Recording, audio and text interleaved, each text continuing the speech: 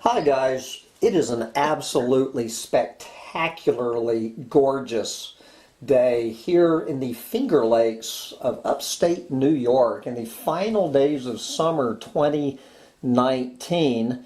We're going to head out to what I hope is a beautiful day out in the Rocky Mountains today. I think we're going to the state of Utah, I'm pretty sure, where I finally, folks, have the long overdue pleasure and honor of having a conversation with Dr. Tim Garrett, and I am sure anyone down in the collapse rabbit hole is familiar with Tim Garrett's work.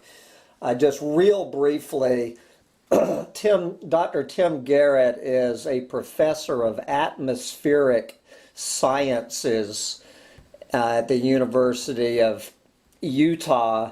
He received his PhD from the University of Washington, and Tim Garrett, he is the author of I don't know how many articles, scientific journal entries. This just gives you an idea of the titles of some of Tim's articles. Atmospheric scientist makes decisive case while renewables will not be our salvation. We're going to be talking about that.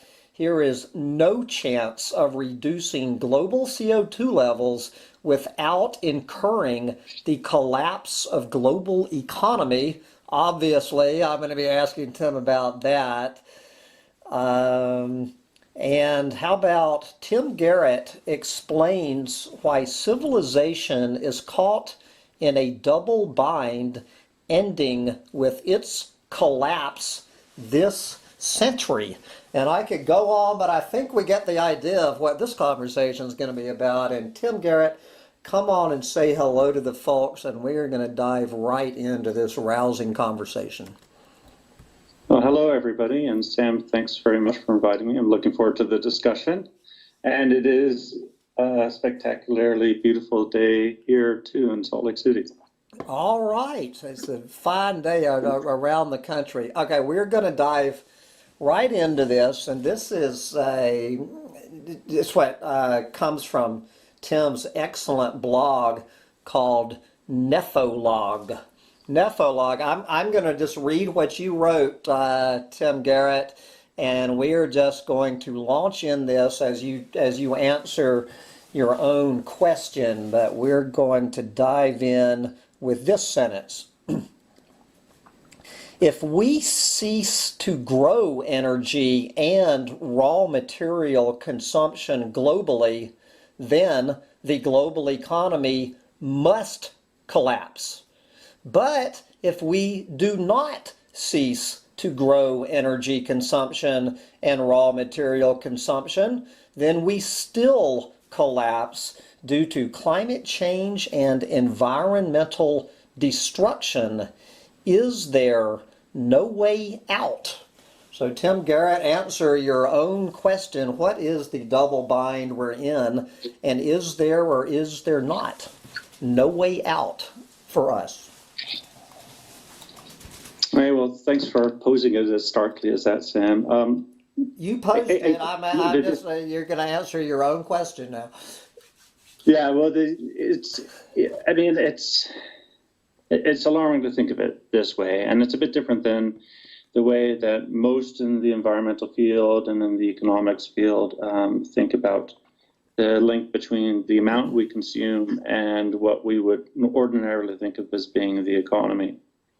About 10 years ago, just sort of thinking about this problem of climate change and how it relates to the economy, I kind of stumbled across a rather astonishing result. It was a very exciting moment in my life, just professionally or philosophically, sort of feeling the pieces of this puzzle sort of fall together. And the way they fell together was to realize that the link between how much energy we consume and where the amount of energy we consume in a fossil economy is related to how much we emit in terms of carbon dioxide, which is why I'm interested as an atmospheric scientist, that how much energy we consume is not directly linked to the GDP, the amount of global economic production by society. That's actually something that's been changing over time. We've been getting increasingly efficient at producing, let's say, goods and services for a given amount of energy. As time's gone up, that's been increasing at about 1.5% per year. It's a pretty steady march upwards. And I explored something that, being a physicist wasn't actually that big of a leap, and I was very surprised to find out others hadn't done it. But I thought, well, maybe, the energy we consume is energy we consume not to sustain just what we make today, but to sustain the activities within everything we've produced as it has accumulated over all of the past. Now, for an economist, that concept would be anathema. But I think for us thinking about organisms, it's a very intuitive idea. If you think about how much energy you consume in the form of food today, well, what is that related to? That's not related to you putting on mass today, putting on weight today. It is related to how much weight you have put on from growing through childhood all the way to adulthood.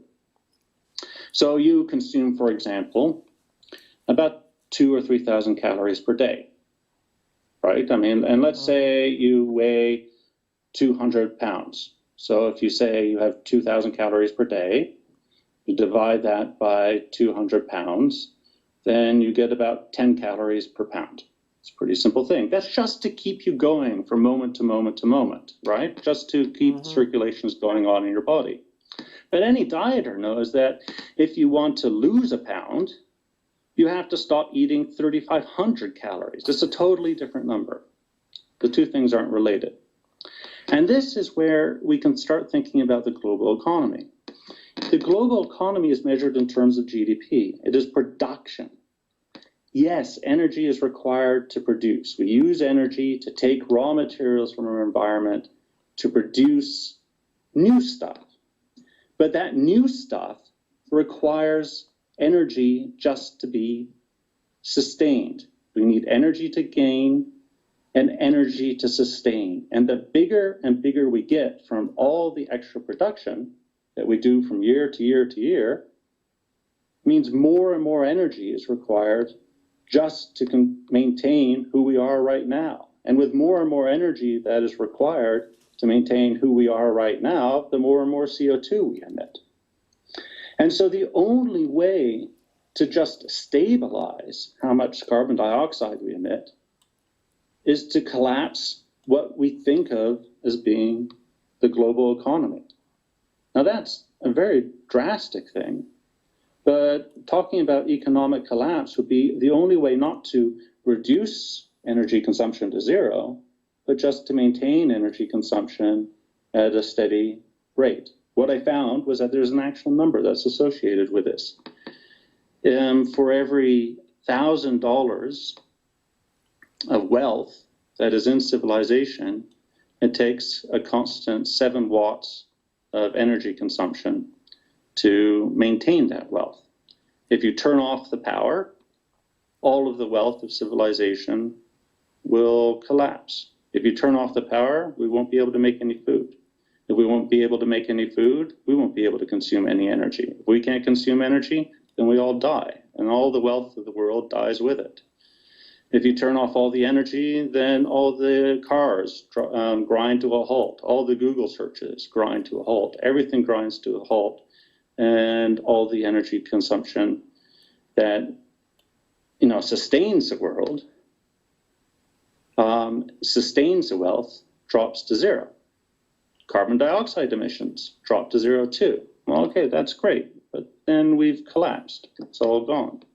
If we sustain what we have, if we sustain all the circulations, then the carbon dioxide emissions, they continue.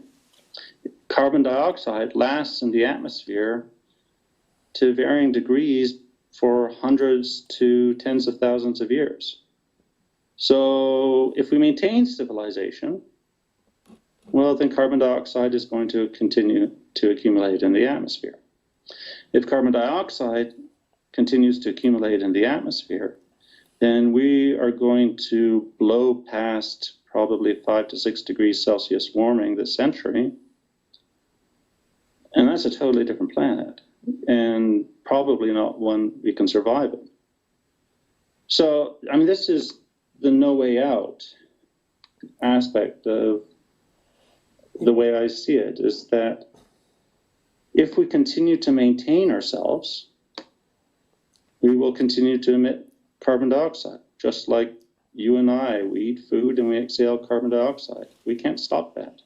Not without killing ourselves. If I can interrupt here just a minute, the word maintain that you're using, some folks might be misinterpreting that almost sounds like maintaining is just like staying in the place we are now. But you're not suggesting, I don't think you're suggesting that, because one of your main points that you have made, and I obviously want you to talk about, we talk a lot about the limits to growth on this channel, but I have never thought about it in the way you so starkly present this. Over the next 30 years, humanity will double the amount of energy, food, and other resources that we use today.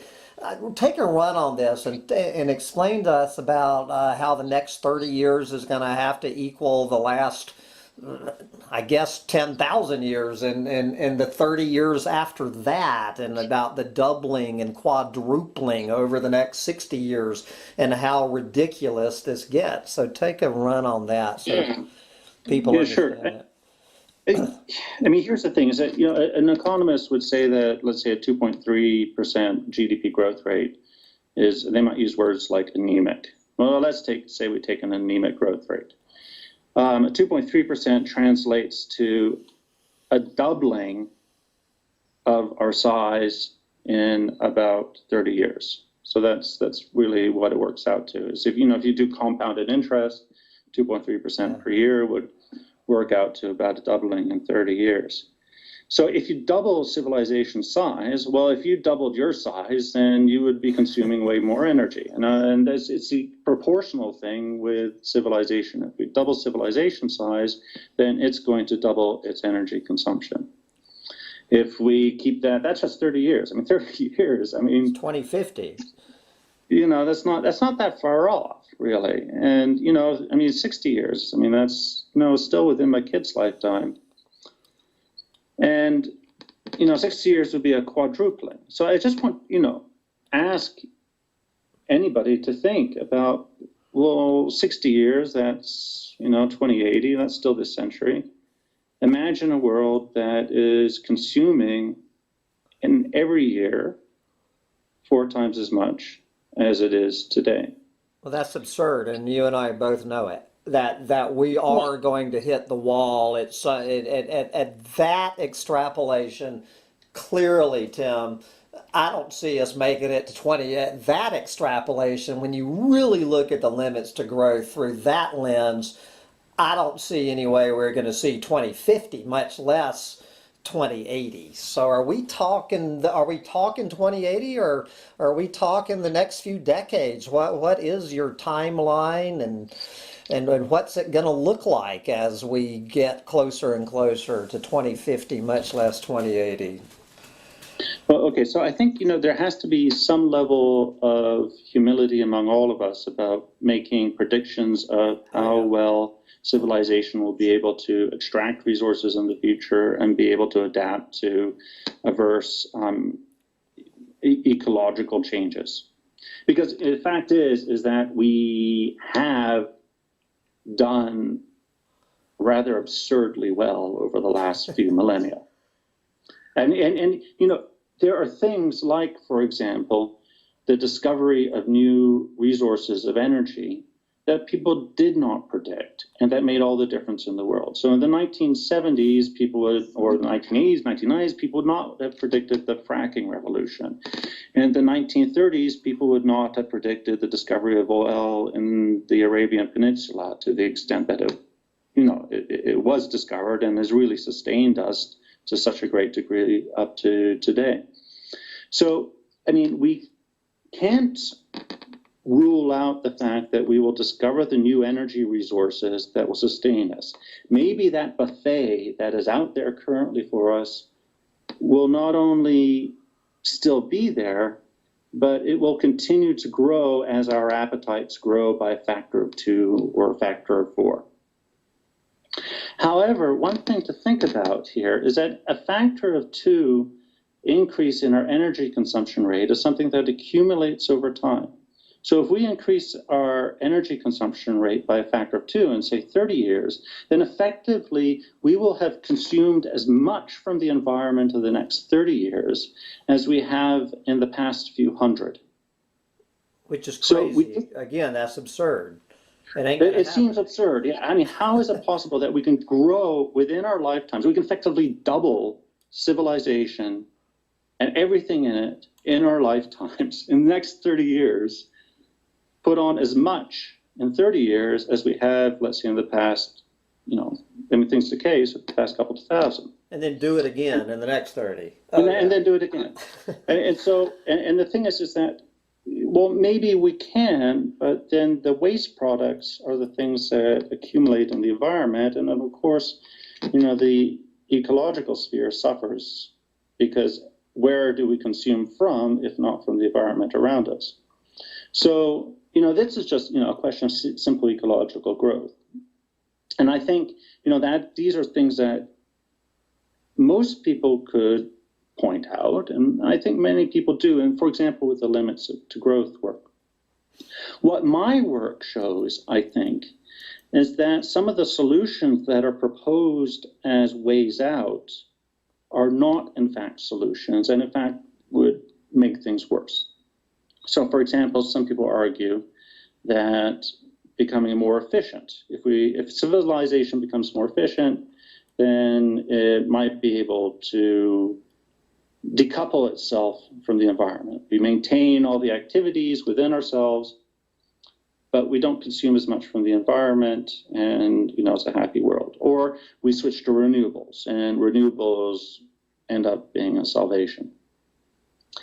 And the way I see it is that both of those things will, in fact, and are, in fact, making things worse rather than better. Well, let's break that down into 2. Let's start with, obviously, with this Green New Deal being batted around.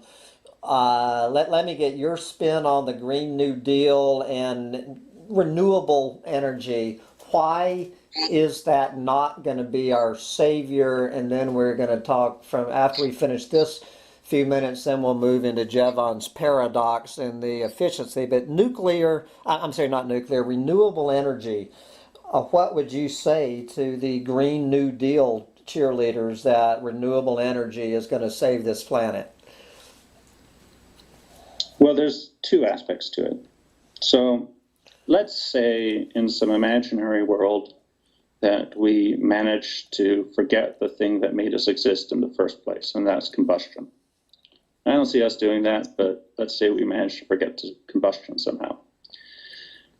And we replace all existing combustion-based energy sources with renewable energy sources that take energy from the environment in the form of, say, wind and solar energy.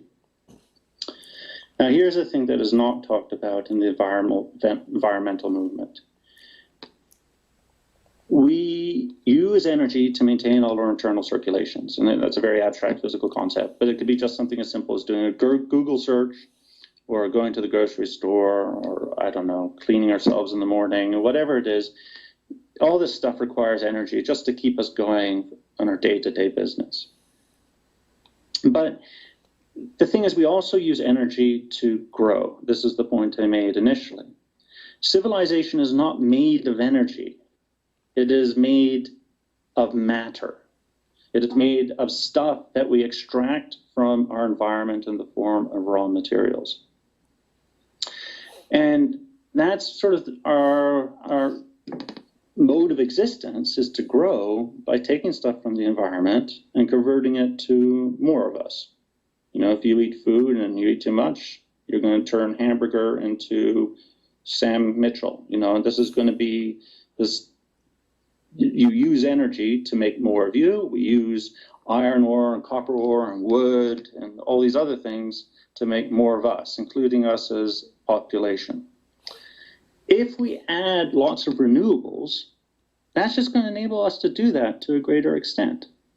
Any energy we add to civilization, whether it's renewables, fossil fuels, nuclear, it doesn't really matter. That energy is available for us to extract raw materials from the environment and turn it into the stuff of civilization in the form of buildings, cars, people, whatever you have.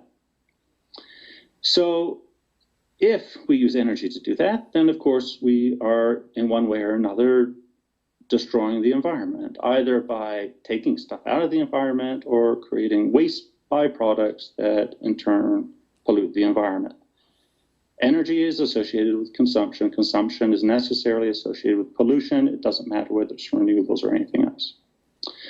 Here's the other part of it. And the other part of it is that historically, and I think for very good reasons, every new form of energy that gets added to civilization does not replace the forms of energy that were present previously. Perhaps as a percentage, those prior forms of energy, maybe it's wood or coal, they might go down, but in absolute terms, they stay roughly steady.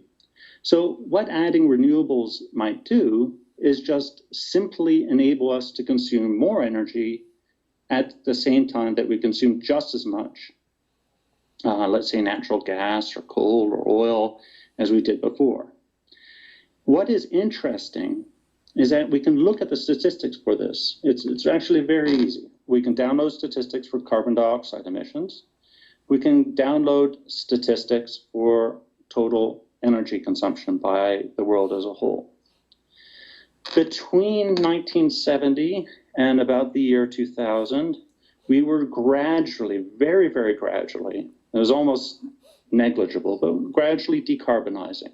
We were emitting less carbon dioxide per unit of energy as the years went on.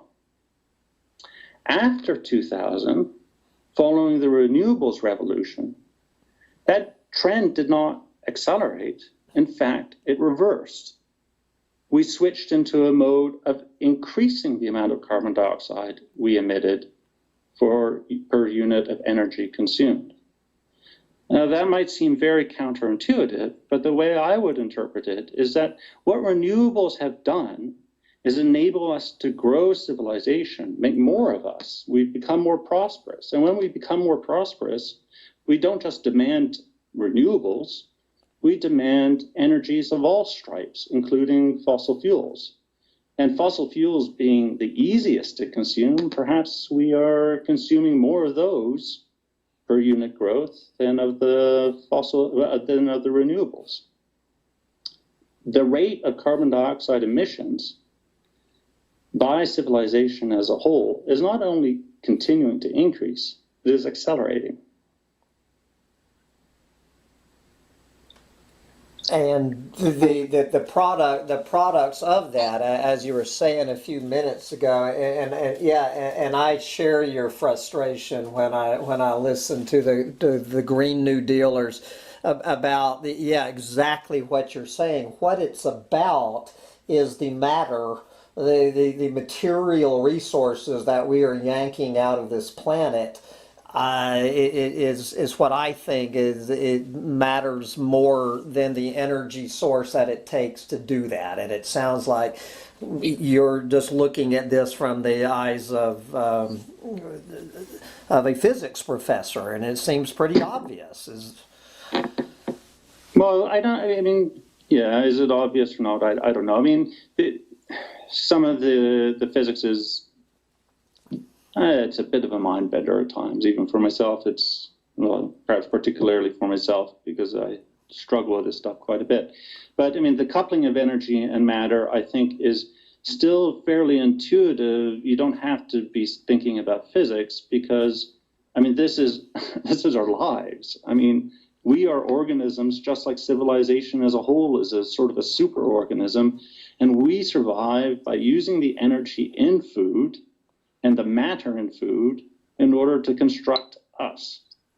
And it's that coupling of energy and matter that enables us to survive and enables us to grow. And, you know, I think just thinking about that idea is as useful as any out there for guiding how we think about how civilization as a superorganism is going to grow. We use the energy to convert the matter that we extract from our environment to make us, and then we emit byproducts in the forms of material waste.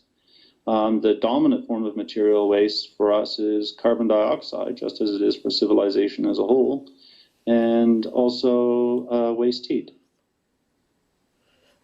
Okay, so before I want to come back to this superorganism idea in just a minute, but I want to finish up what we were just talking about the other side of this equation that we wanted to talk about was this whole notion of efficiencies. And tell us, try to explain in ways for us mere mortals what Jevons paradox is and how it relates to what is going on in the 21st century and how it could really be germane to what's going on in a few years from now, if you can figure out the language to do that where we can follow you. Well, yeah, sure. I mean, Jevons was from Victorian times, and he was he thought very deeply about a very wide range of problems. I'm quite a big admirer of Jevons. And one of the things he became particularly well known for was pointing out that Britain's wealth was limited by its coal reserves, and that efficiency wasn't going to provide a way out, because with every increment in efficiency in the steam engine, coal became more desirable, because then you could use coal to better benefit for making whatever was required by Britain at that time, I guess to run its mills, for example. And then if that was done efficiently, it became more desirable. And then, of course, Britain would end up consuming more coal rather than less. And, you know, I came about that result sort of in a backhanded way. I was just thinking about the thermodynamics of how systems grow. And I was also thinking about things like, again, a human. If we think about, let's say, a child, if a child is able to efficiently use the energy in food, the calories in food, and the matter in food, just so, you know, the proteins and carbohydrates and fats and all that, to make the child, if it does that efficiently, then the child's going to grow faster. And eventually that child will become a teenager, and it will rapidly deplete the fridge. That efficient child is going to have a much bigger dent on the food budget than an inefficient child that might be sickly and not grow and even die if it is not efficient. And so, without going into the details of the physics here, the basic idea is just, if we can efficiently use energy to make the matter of civilization, then civilization will grow faster. If it grows faster, then it is a larger beast, and a larger beast requires more energy just to sustain all the circulations that go on within civilization as it is currently, but at a larger size. So again, it's just maybe more trips to the grocery store, more trips to farther flung locations, or maybe there's more people, and all those people require more food. All of those things are manifestations of efficiently using the energy we have to take raw materials from our environment and make more of us. If we can't do that efficiently, then we will stop to grow as rapidly. Of course, we can think about things that stop us from growing. A hurricane just hit the Bahamas. Well, you know, that wasn't good for Bahamas growth. I mean, that was very clearly an inefficiency. It was a form of destruction. And we could think on a larger scale of things like climate change through a variety of forms, some that we perhaps can't even predict right now, creating a drag on our ability to efficiently turn energy into material growth.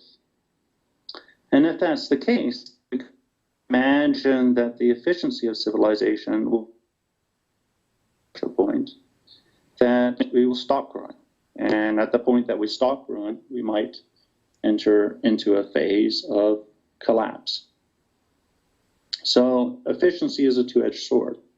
You could have positive efficiency, or, you know, it might be strange for some people to think about it, but as sort of a negative efficiency, an efficiency where we are losing more matter from ourselves than we are gaining by extracting resources from our environment. We aren't able to keep up with the damages that happen with things like hurricanes or sea level rise or whatever it is. So that's Jevons paradox, a generalized form of Jevons paradox, which is that if we increase our efficiency, we end up consuming more energy rather than less energy. Okay, and all right, again, we could keep right on with this line of talking, but we are already 32 minutes into this. The superorganism, I was just reading an excellent, great essay, if you haven't seen it. I think this came out yesterday by William Rees, who in turn was quoting the work of Nate Hagens, who I think you're a fan of, and basically along these same lines of the idea of the superorganism, of imagining global industrial civilization as a superorganism. The way I'm reading that would make each one of us a little cell in this superorganism. I think Nate Hagens might have been calling it the amoeba. So we're one cell. There is all of this stuff. Obviously, one of the furious debates down here is the whole notion of individual action at this point of where we are in the trajectory of civilization. 7.5 billion of us. Where did just take a rip on individual action as consumer and lifestyle choices that we make, being able to affect the superorganism of global industrial civilization? Yeah, I think this is where it gets personally a bit discouraging. I think a lot of us would like to think that we can enact some form of meaningful change with regards to these global scale problems. I admit that I struggle deeply with this issue myself. But let's say you were to take the perspective that you mentioned of us being like cells within a larger whole. Well, in the first point, you know, the cells are responding to their environment. So whether they grow or shrink is really a function of whether they get enough food and energy themselves. But if we were to imagine, let's say, that one cell, by some imagined form of autonomy, decides to reduce its consumption in the interests of reducing the consumption by the organism as a whole. Now, that's a rather odd thing to think about. But if the organism as a whole is still continuing to consume as much energy as it did previously, because the food is out there, Well, then if that cell consumes less, it's a pretty safe bet that other cells are going to take its place and just end up consuming more. So the way I think about this in terms of civilization is that over time, over a lot of time, we have successfully established what I call an interface between us and our reserves of energy. So what I mean by that is we've acquired the knowledge and the infrastructure, the physical infrastructure, in order to do things like, say, extract oil from very deep underground and then use it in a very wide variety of forms so that it can be combusted within our cars or our planes or our homes or whatever it is in order to keep us going. We're not going to forget that ability. It's not a knowledge set that will just disappear, and that infrastructure is not going to decay overnight. So as long as that infrastructure is there, if one person decides, let's say, well, I'm going to stop flying because I believe that will be good for the climate, and there are a lot of people who are doing this, then I think the follow-on question has to be, well, okay, if you stop flying, the resources are still out there to consume. If there's less competition for those resources because you've decided to stop flying, what is to stop other people from consuming more to take your place? And then, of course, someone might counter-argue, well, everybody needs to do it. And that is a fine counter-argument, but I think you have to make a solid case for that being possible, that everybody would somehow starve themselves when the ability to consume the energy is always still there. The buffet's right in front of us, yet we all collectively decide not to consume it. Is that possible? I suspect it's not, because just from physical arguments, as long as the interface is there between us and our energy reserves, we will consume that energy. If someone wants to make a counter-argument that we can collectively, voluntarily reduce our consumption, even though we could consume, I think that argument needs to make cogently.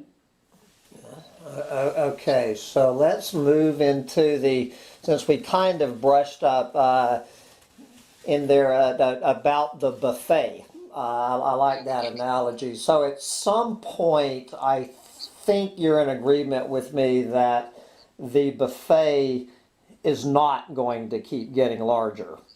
At some point, clearly, Tim, the buffet is going to start getting smaller. And there is going to be competition among us, more and more people for, each wanting a bigger piece of the pie. This is where we get into this whole concept of what we talk about here a lot is resource wars, are obviously on the horizon. Do you agree, just with the evidence in front of you, that resource wars are clearly on the horizon, and what is that going to look like as we get closer and closer to the limits of growth? So I think, you're bringing up a key thing here, which is that, all systems, whether it's civilization or anything, and I think a lot about clouds. Clouds, they grow, they have their glory days, and then they still keep rising, but more slowly, and then eventually they collapse. Civilization is going to do the same. Like every other system in the universe, everything grows, reaches a saturation point, and then collapses. That's just the nature of existence. Civilization will collapse. And I wish more people would sort of acknowledge this within the mainstream of economics. Good luck. Because traditional economic models don't even allow for collapse. It's an impossibility in their minds, and it's absurd. So, it's good that some are addressing this issue. As for what it looks like and when it will happen, well, we are already entering a period right now of oh, I don't want to use mathematical terms, but where the rate of return on civilization growth is high right now, it's actually higher than it's ever been, but it's no longer increasing. So right now, the rate of return, if you want to think about it in terms of, let's say, your bank account, is 2.3% per year for civilization. But that's not actually growing any longer. And it used to be growing, and now it's sort of flattened out. So right now, if everybody's concerned with getting growth, then we are competing for growth among each other. If China gets 8%, then necessarily somebody's getting much less than 2.3%. 8% is much more than 2.3. To balance it out globally, somebody has to get less. So there you have competition right there. But we are seeing that in some places where that competition is not working out very well, due to things like climate change, in places like, say, Syria and Honduras, where there has been drought, people are arguing that this is drought that is driving wars, and it is drought that is driving mass migration. And so I think, in my mind, this is a key point that needs to be made. There is a perception out there that somehow the wealthy will be immune from scenarios of scarcity. My intuitive sense, I can't predict what the future is, and I'm not a social scientist. I just think about thermodynamics and try to understand it the best I can.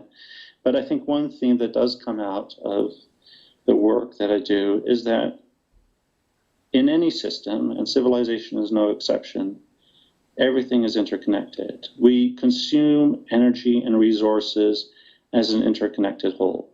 So, you and I, Sam, may be separated by a distance, but we are talking, and then you're connected with, your audience, who is connected with a very wide range of other people. And before long, it wouldn't take too many degrees of separation, perhaps only 6 or 7, and you'd reach pretty much everybody in the world. And these people are moving. We see situations now where we have climate refugees, and these people are coming in contact with people who are in the wealthy countries. I don't know how this is going to look. I saw one statistic where if you took India, for example, and imagine India had a drought that forced a third of India to move. That's a very hypothetical situation. And then you placed the third of India in the countries that were in proportion to the degree that they were responsible for the increase in carbon dioxide emissions. Then I forget the exact number, but you would get somewhere between 100 and 200 million refugees coming to the United States. So, we have a lot of people in poor countries who are at risk of climate change and may have to move because the countries get too hot or dry. I don't know how that plays out, but I expect that the refugee issue is going to be one of the places that it shows up most dramatically in the wealthier countries. That's certainly playing out every time you open the mainstream media news. Now, you have said in other places, as I've been doing my research, I believe, and I don't want to make this a direct quote, I'm going to paraphrase, that you have said before that you see this playing out, whatever the details look like, as not somewhere at the end of conveniently at the end of the century where we're all dead, but playing out over the next several decades. Is that still your general forecast in the summer of 2019? Well, it depends how resilient we are to climate change. One thing is that it's not just climate change that is the issue. There are other issues like topsoil loss that we become aware of, we've been aware of for a while. There are issues like declines in insects that we've only just recently become aware of. There's a very wide range of issues related to, let's say, collapse of fish stocks or nitrification of the waterways. All of these things are threats that maybe each one in its own right might eventually catch up with us in a very serious way. But combined, these things are present to and to a degree that the combined risks might tip us over the edge sooner rather than later. I'm be very hesitant to make predictions about when exactly civilization might tip into a phase of collapse, because, and I'll tell you the reason why. I mean, we are polluting to an accelerating degree. I mean, this isn't just a matter of question of stabilization. The CO2 that we are polluting with is just one component of the total pollution that we are doing, or the total destruction of the environment that we're doing. All these things are combined. However, you can imagine a situation that we discover new sources of energy that enable us to overcome in some meager way of existence, and I don't know what that existence looks like, but some meager way of existence, and that enables us to sustain ourselves despite dramatically reduced quality of environment. And that is something that is difficult to predict, because there's always the element of the unknown unknowns. There may be sources of energy, let's say in the Arctic, that the Arctic could, for example, reveal massive new sources of oil that are easily on par with those in Saudi Arabia that we simply don't know about right now. And that would enable us to survive well past a dramatically reduced quality of environment in one way or another. Of course, eventually, with every successive ratcheting up of our abilities to sustain ourselves, we further accelerate the environmental destruction. Eventually it catches up with us. For the reason I pointed out, I still suspect that this is all going to come to head sooner or later this century, simply because of the feature of exponential growth. We are already in trouble. If we double our consumption in just 30 years, quadruple it in 60 years, well, it's something has to give. And I guess the big question is, what is that something? Do you have what is your idea of the something that is going to give our well, obviously civilization, and is that the something that you're implying? Okay, well, so there's something that I could provide a conjecture on. Again, on the details, I'm hesitant to do this because it's just not, the details are hard to imagine with any degree of fidelity.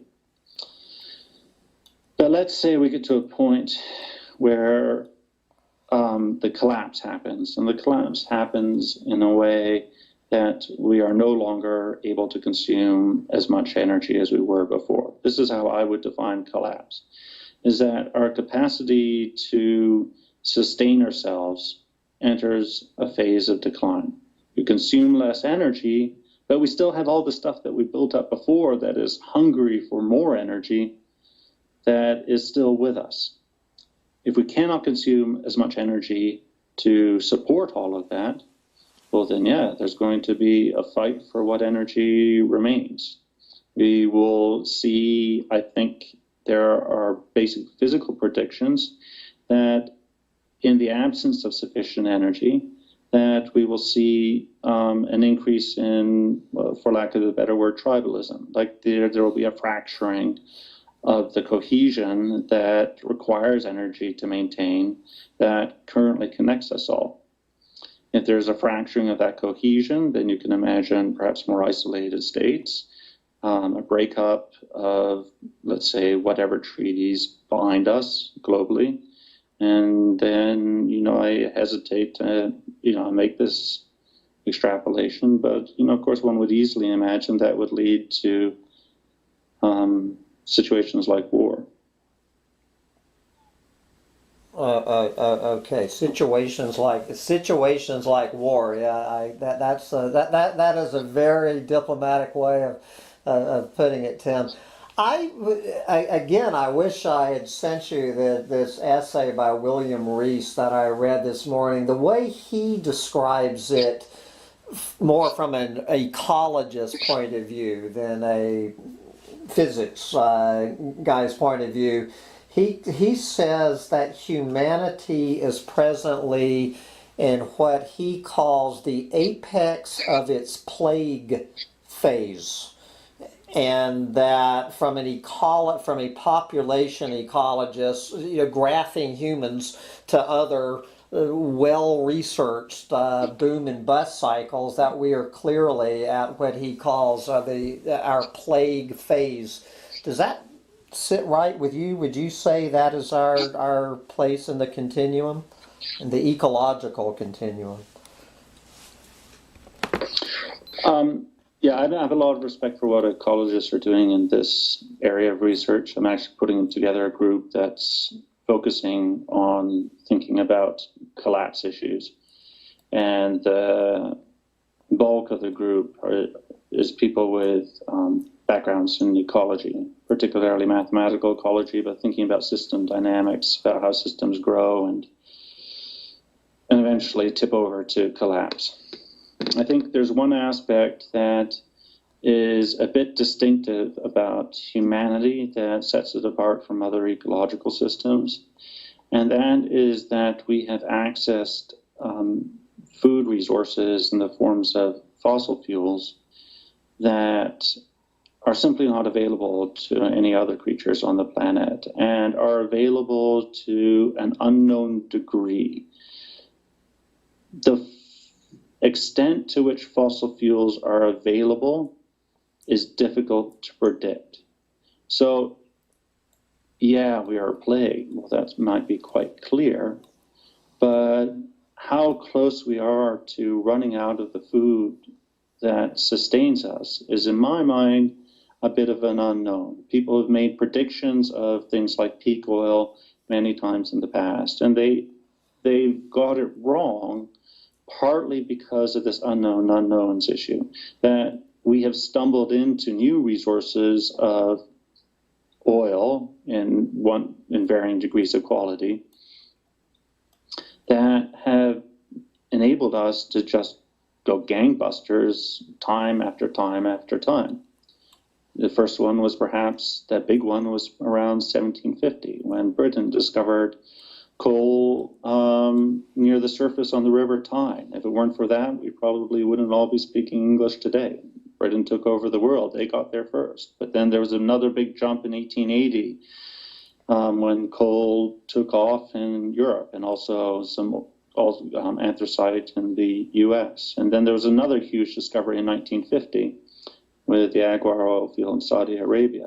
And in each of these situations, you can see in the march of civilization these massive leaps forward, these rushes forward, where we accelerate ourselves into much higher populations and much higher levels of technological sophistication. I don't feel totally comfortable predicting that we won't be able to do that again. What seems to be different this time is that the waste byproducts are global at this stage, and we don't have another planet, of course. So when we are looking at waste byproducts in the form of carbon dioxide, for example, that just won't go away for thousands of years in their entirety, then every single successive leap forward may be great in the short term, do wonderful for everyone invested on the stock market, but in the longer term, they will inevitably drive things to collapse by making the planet less habitable. I think this is going to all come to head this century, but I don't want to make a prediction any more refined than that. Okay, well, we are 55 minutes into this, and I usually have my regular ending, which I'm not going to have time for today, because 55 minutes into this, I still have not heard the answer to your question. Is there no way out? There's no way out. There you There go. is no way out for any system, but there is no way out, most certainly for us. Either we collapse this century to prevent continued destruction of the environment and emissions of carbon dioxide, or we continue the way we have and the increased concentrations of carbon dioxide in the atmosphere and the other degrees of destruction of the environment by other means will lead to our collapse. Okay, so maybe I do have time real quick. If you're familiar with my podcast, I always end on this note. If you were not talking to Sam Mitchell for 1 hour, you actually had the mainstream media sticking a microphone in your face, and you have 60 seconds to give the Tim Garrett message to humanity in the waning days of the summer of 2019 to wrap this up. What would those 60 seconds sound like? We cannot decouple the economy from the continued need to consume energy. As we consume more and more energy, we will continue to consume more and more matter from the environment and emit more carbon dioxide into our air. We must either collapse this century in order to stop this process of increasing the planet temperatures, or the planetary temperatures will continue to rise to such a degree that we will no longer be able to consume energy because global warming will become severe enough that the destruction of civilization by things like sea level rise, rising temperatures, and drought will prevent us from being able to continue as a civilization. Okay, and with that, Tim Garrett, I stick around for a minute after we wrap this up, but I did not hear a whole lot. We never got to the part of the hopium and the optimism, but that's going to be a whole nother subject of discussion. How you, as a father and a professor of young people, continue to remain optimistic and all of that. That's a whole nother discussion for another day, because global civilization is ready to collapse on my camera here in 2 minutes. So one more time, Tim Garrett, we can find more of your work over on, what is the name of give us that word. Oh, well, there's my blog. I'm also on Twitter, too. The blog I have is called Nepholog, and it's spelled Nephologue.